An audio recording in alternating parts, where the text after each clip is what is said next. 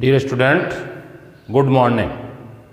आज हम इसका जो तीसरा लेसन है दूसरी इकाई का, न्यायपालिका, सर्वोच्च न्यायालय का गठन, कार्य एवं न्यायिक पुनरावलोकन। देखो, आपने पहले लेसन में पढ़ा था सरकार के 3 अंग हैं, व्यवस्थापिका, कार्यपालिका और न्यायपालिका। ठीक है, तो व्यवस्थापिका जो थी संसद के कार्य तक आपने पहले लेसन में पढ़ लिया है ना। व्यवस्थापिका क्या काम करती है, संसद का गठन कैसे होता है, इसके 2 सदन कौन कौन से हैं, ये सब आप पहले लेसन में पढ़ चुके हो। क्लियर। दूसरा लेसन आपको इस साल पढ़ना नहीं है। क्यों?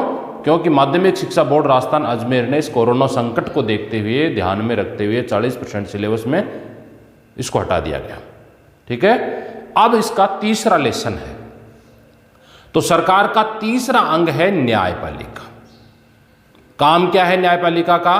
कानूनों की व्याख्या करना। क्या काम है?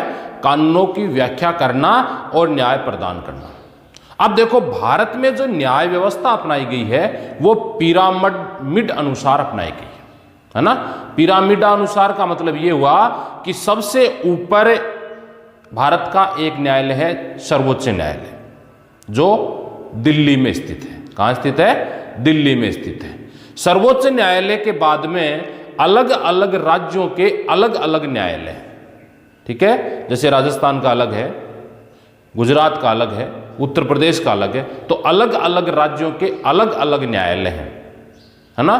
तो उच्च न्यायालय जो है वो है 23, यानी जो ये असम है, ये जो सप्तभंगिनी है ना, 7 बहिनें, इन क्षेत्रों में 2-2 राज्यों का 3-3 को एक समूह के रूप में, क्योंकि छोटे राज्य हैं इसलिए वहां उच्च न्यायालय 2 राज्यों का एक भी बनाया गया है।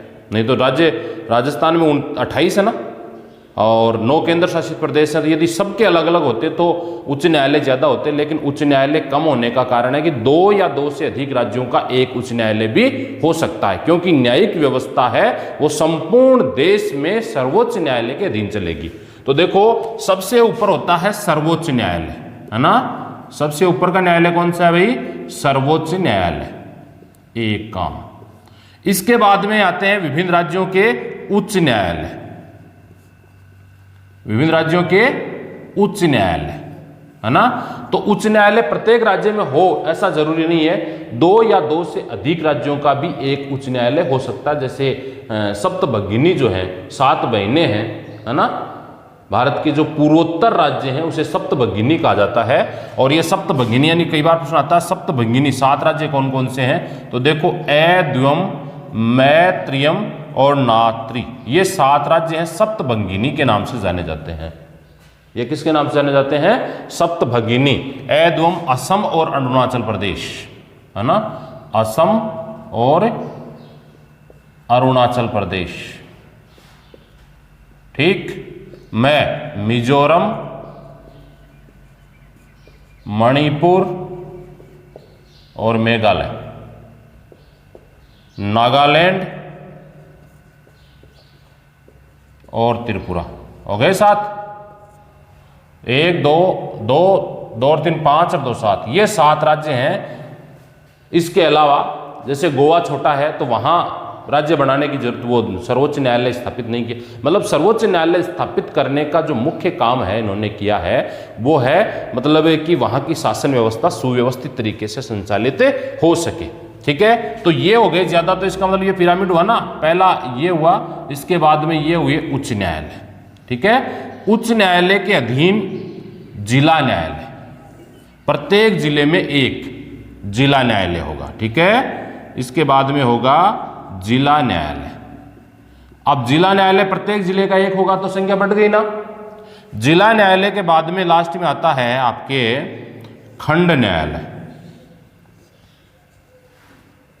सत्र या खंड न्यायालय। अब कोई भी व्यक्ति यदि किसी प्रकार का कोई विवाद करता है, उसको अपनी FIR दर्ज करवानी है तो पुलिस थाने में वो करवाएगा। तो सबसे पहले विवाद किस न्यायालय में जाएगा भाई? किसी भी विषय का जो विवाद है वो किस में जाएगा? खंड न्यायालय में। इसके फैसले के विरुद्ध आप कहां अपनी अपील कर सकते हो? इसके फैसले के विरुद्ध आप जिला न्यायालय में अपनी अपील कर सकते हो। ठीक है। और जिला न्यायालय के विरुद्ध जो अपील आप कर सकते हो वो कहां कर सकते हो? उच्च न्यायालय में कर सकते हो। और उच्च न्यायालय के विरुद्ध जो अपील आप कर सकते हो, इसके भी 2 फीट होती हैं भाई, है ना। प्रारंभिक बेंच 2 बेंच होती हैं, सिंगल बेंच, डबल बेंच, है ना। इसका मतलब ये हुआ कि यदि आप इसके फैसले से संतुष्ट नहीं हो तो पहले सिंगल बेंच में विवाद होगा, सिंगल बेंच से आप उच्च न्यायालय के डबल बेंच में कर सकते हो, ठीक है। डबल बेंच के बाद में वहां से भी यदि आप संतुष्ट नहीं हो तो सर्वोच्च न्यायालय के सिंगल बेंच में आप अपील करोगे। सर्वोच्च न्यायालय के सिंगल बेंच ने फैसला दिया और उससे भी यदि आप संतुष्ट नहीं हो तो आप सर्वोच्च न्यायालय के डबल बेंच में अपील करोगे, ठीक है। और उसके फैसले से भी यदि संतुष्ट नहीं है, किसी को फांसी की सजा मिल गई या कोई मृत्युदंड मिल गया, उम्र कैद मिल गई या किसी को कोई सजा कम करवानी है, तो वह राष्ट्रपति के पास भी अपील कर सकता है। उसे राष्ट्रपति के पास अपील करने का भी अधिकार है। क्लियर? तो यह है सर्वोच्च न्यायालय का पिरामिडानुसार।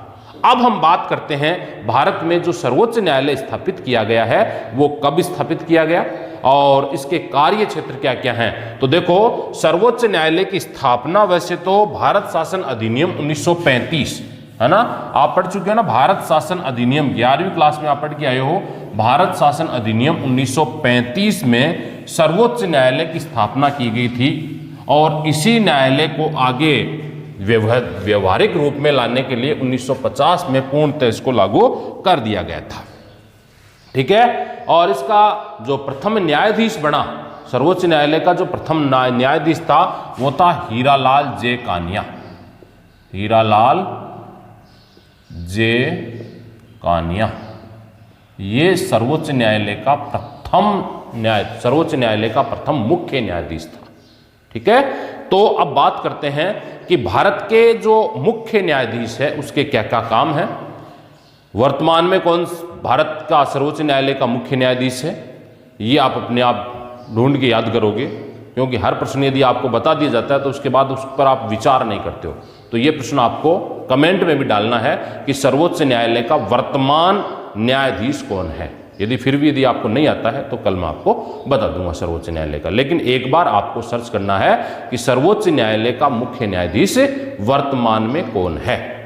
अब देखो, भारत का जो सर्वोच्च न्यायालय है वास्तव में विश्व का सबसे महान या सबसे शक्तिशाली न्यायालयों में से एक है, ठीक है। जैसे बात करें हम अमेरिका के न्यायालय की, अमेरिका का जो न्यायालय है वो स्वतंत्र है, उसी प्रकार भारत का भी न्यायालय क्या है, स्वतंत्र है।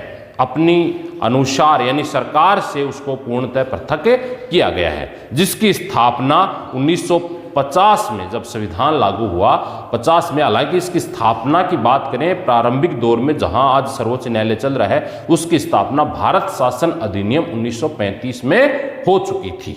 लेकिन भारत जब लागू हुआ तो इसी न्यायालय को इन्होंने स्वतंत्र रखा और भारत में उसी दौरान न्यायिक पुनरावलोकन या यूं कहें शक्ति पृथक्करण, अवरोध एवं संतुलन का सिद्धांत अपना दिया था, है ना।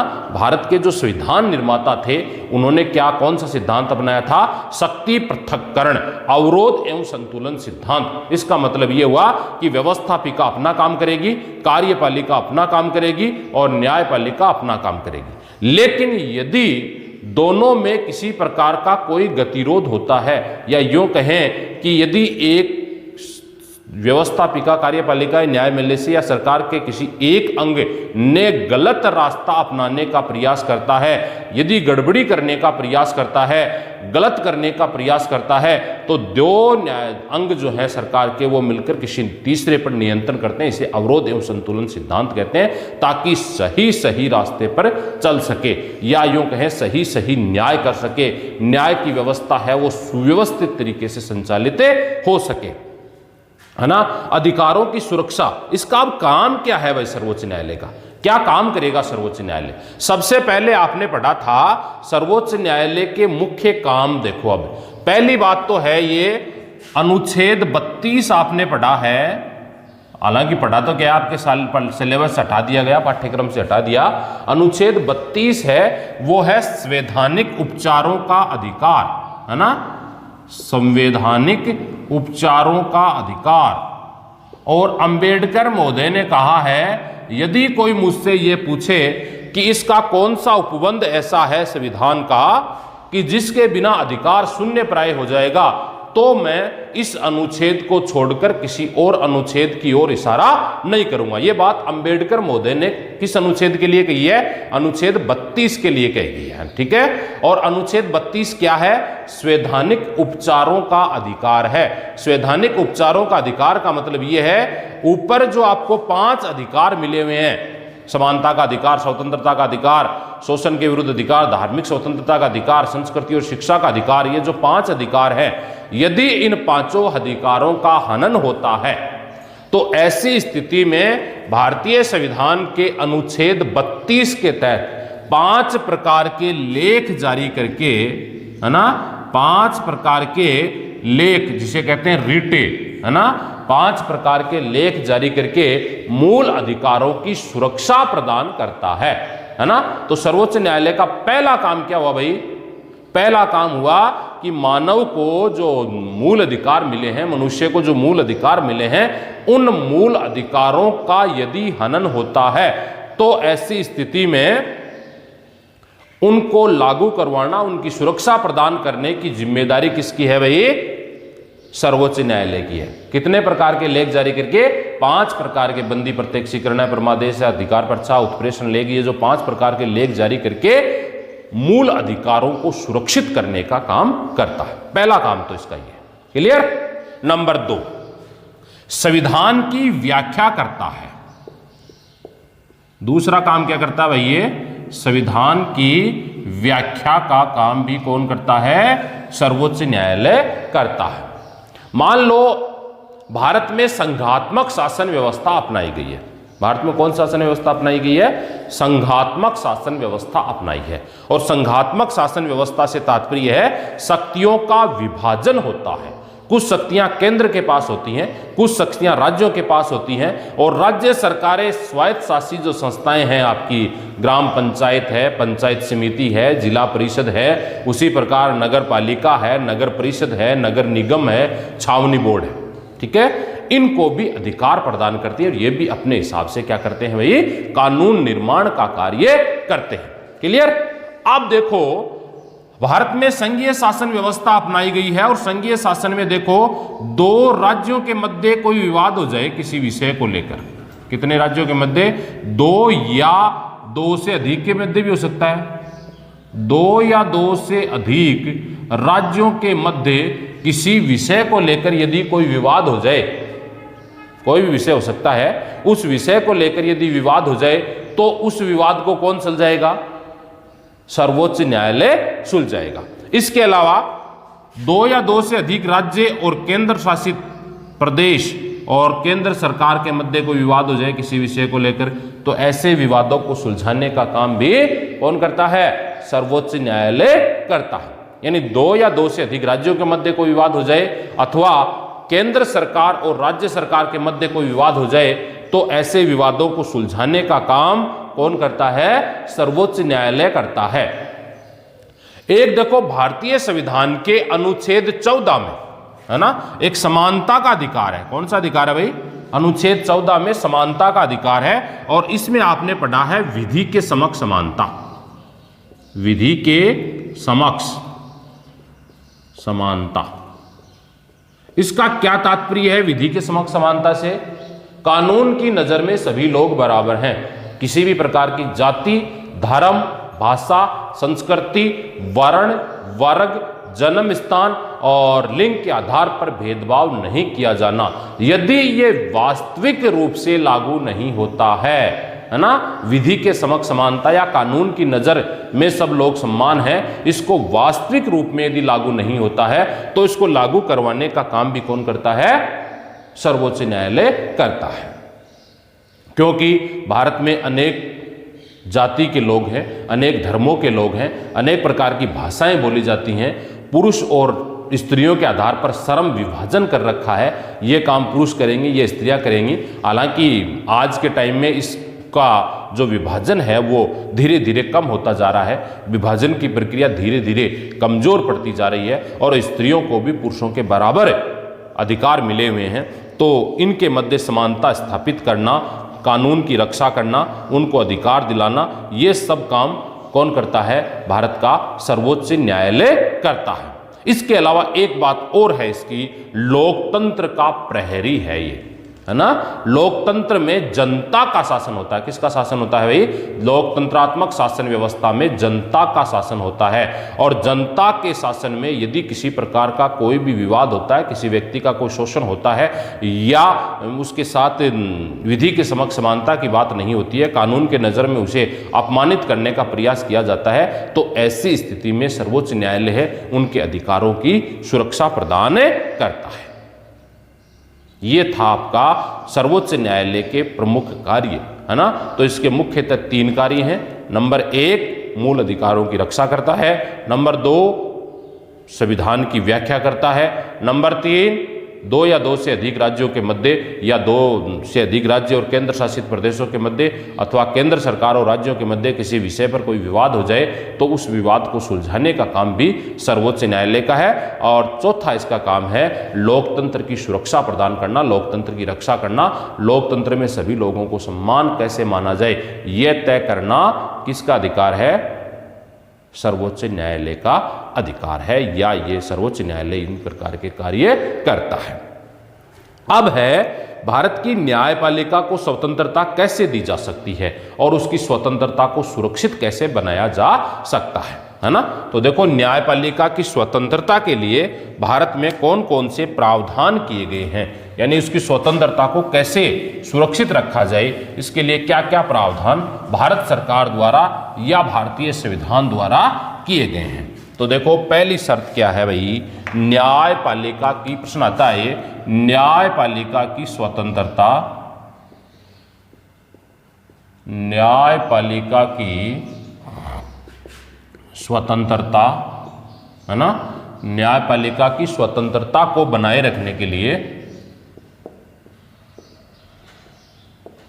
बनाए रखने के लिए कौन कौन से प्रावधान किए गए हैं?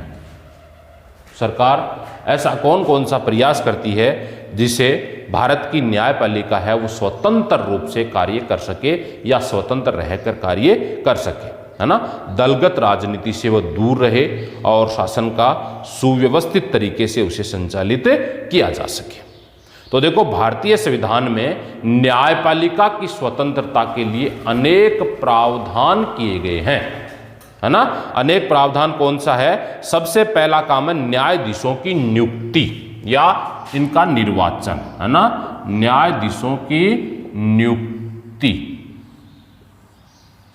नियुक्ति में व्यवस्थापिका को पृथक किया गया है ना। न्यायाधीशों की नियुक्ति के मामले में विधायिका को सम्मिलित नहीं किया गया, पहला काम है ना। विधायिका का मतलब है व्यवस्थापिका, यानी संसद के सदस्य न्यायाधीशों की नियुक्ति में पार्टिसिपेट नहीं करते या भाग नहीं लेते, ठीक है। और विधायिका को यदि न्यायाधीशों की नियुक्ति में शामिल कर दिया जाए तो विधायिका के जो हमारे यहाँ सांसद जो हैं, ये सांसद क्या कर सकते हैं? ये दलगत राजनीति भाग लेकर न्यायाधीशों से अपने अनुसार कार्य करवा सकते हैं। इसलिए न्यायाधीशों की नियुक्ति में विधायिका को पृथक किया गया, पहला काम। क्लियर? दूसरा काम देखो, इससे यह सुनिश्चित किया गया कि इनकी नियुक्ति में दलगत राजनीति की भूमिका नहीं रही। नंबर 2, न्यायाधीशों के रूप में नियुक्त होने के लिए किसी व्यक्ति को वकालत का अनुभव या कानून का विशेष ज्ञान होना चाहिए, ठीक है। दलगत राजनीति से पहली बात तो इसको दूर किया गया है, या यूं कहते हैं नियुक्ति में विधायिका को पृथक किया गया है। विधायिका से तात्पर्य क्या है? आपकी संसद है, वो इनकी नियुक्ति में किसी प्रकार का कोई भाग नहीं लेती। और ये सब करने का एक ही कारण था, इसको दलगत राजनीति से दूर रखना, क्योंकि यदि संसद किसी का निर्वाचन करती है तो वो उसी दल के प्रति, जो इसको चुनते हैं उसी दल के प्रति इनको क्या रखा जाएगा? उनकी सहानुभूति होगी, या दलगत राजनीति में वो पार्टिसिपेट कर सकते हैं। इसलिए दलगत राजनीति से दूर करने के लिए पहला काम किया गया भाई, इनकी नियुक्ति विधायिका से पृथक की गई है। नंबर 2 है ना, इनकी योग्यता बनाई गई है, निश्चित, इनकी योग्यता निश्चित की गई है। अब देखो योग्यता की यदि बात करें तो देखो विधायिका द्वारा यदि इनका गठन होता तो ये किसी भी अपने व्यक्ति को सर्वोच्च न्यायालय का न्यायाधीश नियुक्त कर सकते थे, मुख्य न्यायाधीश नियुक्त करते थे। लेकिन भारत में क्या किया गया है, सर्वोच्च न्यायालय का न्यायाधीश बनने के लिए न्यूनतम योग्यता निर्धारित कर दी गई है। अब देखो क्या है न्यूनतम योग्यता। पहली तो वो भारत का नागरिक होना चाहिए, तो सबके साथ है, उसकी तो कोई बात नहीं है। दूसरी बात यह है कि वह कम से कम 5 वर्षों तक सर्वोच्च न्यायालय में, और यदि बात करें उच्च न्यायालय में तो उच्च न्यायालय में 5 वर्षों तक न्यायाधीश रह चुका हो, है ना। कितने वर्षों तक? 5 वर्षों तक उच्च न्यायालय में वो न्यायाधीश रह चुका। तो ऐसे न्यायाधीश को क्या बनाया जाता है, सर्वोच्च न्यायालय का अन्य न्यायाधीश बनाते हैं और बाद में वो मुख्य न्यायाधीश बन सकता है। इसका मतलब ये हुआ कि वह अन्य यानी उच्च न्यायालय का न्यायाधीश पहले बनने की योग्यता रखता हो। अब उच्च न्यायालय का न्यायाधीश भी कैसे बनेगा? उच्च न्यायालय का न्यायाधीश भी चाहे जिसको थोड़ी बना देंगे, है ना। उच्च न्यायालय का न्यायाधीश बनने के लिए भी किसी जिला न्यायालय में वो 10 वर्षों तक अपनी सेवा दे चुका हो, यानी न्यायाधीश के पद पर रह चुका हो। दूसरी बात और है, राष्ट्रपति है ना, तो सर्वोच्च न्यायालय का जो राष्ट्रपति सर्वोच्च न्यायालय का मुख्य न्यायाधीश है, तो राष्ट्रपति ऐसे व्यक्ति को भी नियुक्त कर सकता है जो सर्वोच्च न्यायालय में 10 वर्ष तक अधिवक्ता के रूप में रह चुका हो, यानी वकील का काम सर्वोच्च न्यायालय में कर चुका हो, है ना। तो ऐसे व्यक्ति को कानून का अनुभव हो जाता है, तो उसे भी क्या बनाया जा सकता है, सर्वोच्च न्यायालय का न्यायाधीश बनाया जा सकता है। क्लियर। एक चीज और है कि राष्ट्रपति के नजर में बहुत बड़ा विधिवेता हो, उसको ये कानून का ज्ञान हो उसको भी, लेकिन अब तक किसी को भी राष्ट्रपति की नज़र में जो विधिवेता उसको न्यायाधीश नहीं बनाया। या तो वो सर्वोच्च न्यायालय में 10 वर्षों तक वकालत का काम करता हो उसको बनाया है, या 5 वर्ष तक किसी उच्च न्यायालय में 1 में 2 में उच्च न्यायालय में वो मुख्य न्यायाधीश या अन्य न्यायाधीश पर कार्य कर चुका हो, ऐसे को सर्वोच्च न्यायालय का न्यायाधीश बनाया जाता है। और जो नीचे के जो न्यायालय होते हैं उसमें जो होता है एग्जाम, है ना, तो LLB किया हुआ होना चाहिए। LLB करने के बाद में उनके एग्जाम होते हैं, IJS के एग्जाम होते हैं। एग्जाम पास करने के बाद में जिला न्यायालयों का न्यायाधीश बनता है, जिला न्यायालय से वो उच्च न्यायालय में आता है, उच्च न्यायालय से वो सर्वोच्च न्यायालय में आता है। तो इनके लिए क्या की गई है भाई, विशेष योग्यता निर्धारित की गई है ताकि वो स्वतंत्र रहकर, चाहे जो इस व्यक्ति को तो सर्वोच्च न्यायालय का न्यायाधीश बना ही नहीं सकता, और स्वतंत्र रहकर वो क्या कर सके भाई, कार्य कर सके। इसलिए दूसरा काम किया गया, इनकी योग्यता निर्धारित की गई है। क्लियर। और उसे वकालत का अनुभव होना चाहिए। उस व्यक्ति को राजनीतिक विचार या निष्ठाएं नहीं होने की जरूरत है। न्यायाधीशों का कार्यकाल निश्चित किया गया। नंबर 3 ये तो हो गया दूसरी योग्यता। और नंबर 3 है न्यायाधीशों का कार्यकाल। न्यायाधीशों का कार्यकाल निश्चित किया गया है, निश्चित किया गया। इसका मतलब यह है कि न्यायाधीशों को लंबी समयावधि, जैसे हमारे यहाँ राष्ट्रपति, उपराष्ट्रपति, इसके अलावा संसद, इनका कार्यकाल तय है। कितने वर्ष? 5 वर्ष। ठीक है। लोकसभा का कार्यकाल 5 वर्ष है, राज्यपाल का कार्यकाल 5 वर्ष है, आपके जो विधानसभा इसका कार्यकाल 5 वर्ष है, राज्यपाल का कार्यकाल 5 वर्ष है ना, 5-5 वर्ष है। इधर ये स्थानीय निकायों में चुनाव लड़ने वाले उनका 5 वर्ष है। लेकिन सर्वोच्च न्यायालय के जो न्यायाधीश है इनकी अवधि है वो लंबी बनाई गई है, 5 वर्ष का कार्यकाल नहीं है इनका। इनका क्या है, 62 वर्ष की आयु, सर्वोच्च न्यायालय में 62 वर्ष, और यदि मुख्य न्यायाधीश है तो 65 वर्ष की आयु, है ना, ये उच्च न्यायालय में, तो 65 वर्ष की आयु प्राप्त करने तक ये अपने पद पर बने रहेंगे। ठीक है। 65 वर्ष की आयु प्राप्त करने पर तक सर्वोच्च न्यायालय के जो न्यायाधीश हैं वो अपने पद पर क्या रहेंगे भाई, पद पर बने रहेंगे, वहां पर वो कार्य करेंगे। तो लंबी समयावधि होने के कारण, उसे अपने पद की सुरक्षा रहने के कारण ये क्या करेंगे, स्वतंत्र रूप से रहकर कार्य करेंगे। ठीक है। स्वतंत्र रूप से रहकर कार्य ये करेंगे कि हमें उसे पद से हटने की कोई जरूरत नहीं है। नहीं तो 5 साल में यदि हटाने की बात हो तो ये पैसे भरने का काम कर सकते हैं कि बस इतना ही टाइम मिलेगा, जितने पैसे लूटने हैं उतने लूट लो। लेकिन ये ऐसा नहीं कर सकते क्योंकि इनकी समयावधि क्या है, लंबी है, और लंबी समय के साथ ही साथ इनको पेंशन व्यवस्था का प्रावधान है। इसके बाद में उनकी सुरक्षा की व्यवस्था की गई है। और अगली बात है, मतलब इसकी सुरक्षा प्रदान करने की चौथी बात है इनके कार्यकाल के दौरान इनके वेतन और भत्तों में किसी प्रकार की कोई भी कटौती नहीं की जा सकती। वेतन भत्तों में कटौती केवल एक स्थिति में की जा सकती है, यदि अनुच्छेद 360 का प्रयोग हो जाए। किस अनुच्छेद का प्रयोग हो जाए? अनुच्छेद 360, यानी वित्तीय आपातकाल की घोषणा यदि हो जाए तो ऐसी स्थिति में आप इन न्यायाधीशों का वेतन और भत्तों की कटौती कर सकते हो। बाकी किसी भी स्थिति में इनकी वेतन और भत्तों में कटौती नहीं की जाएगी। तो वेतन भत्तों में कटौती नहीं करेंगे तो ये आराम से स्वतंत्र रहकर कार्य कर सकते हैं। अगला है, ये जब रिटायरमेंट हो जाए यहाँ से 65 वर्ष की आयु प्राप्त करने के बाद, जैसे सर्वोच्च न्यायालय से हो गए, तो ये उस न्यायालय में क्या नहीं कर सकते भाई?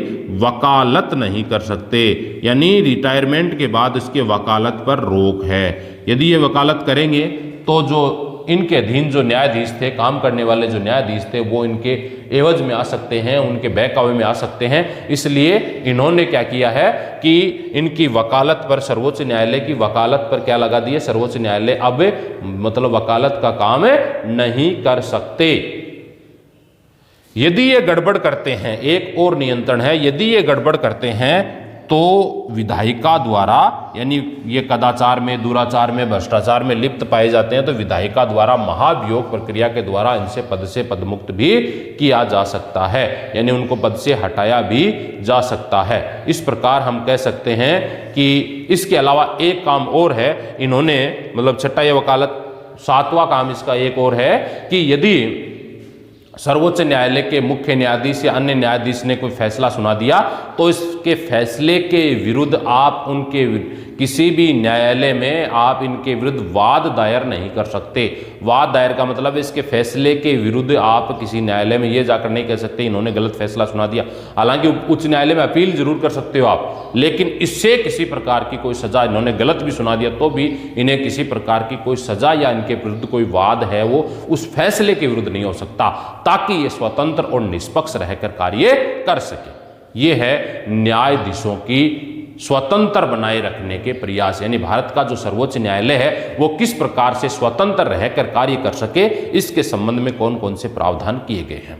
ये भारत का सर्वोच्च न्यायालय का गठन और गठन के बाद में भारत में सर्वोच्च न्यायालय जो है इसको स्वतंत्रता कैसे प्रदान की जाती है। अब हम कल पढ़ेंगे न्यायाधीशों की नियुक्ति और महाभियोग से हटाने की प्रक्रिया।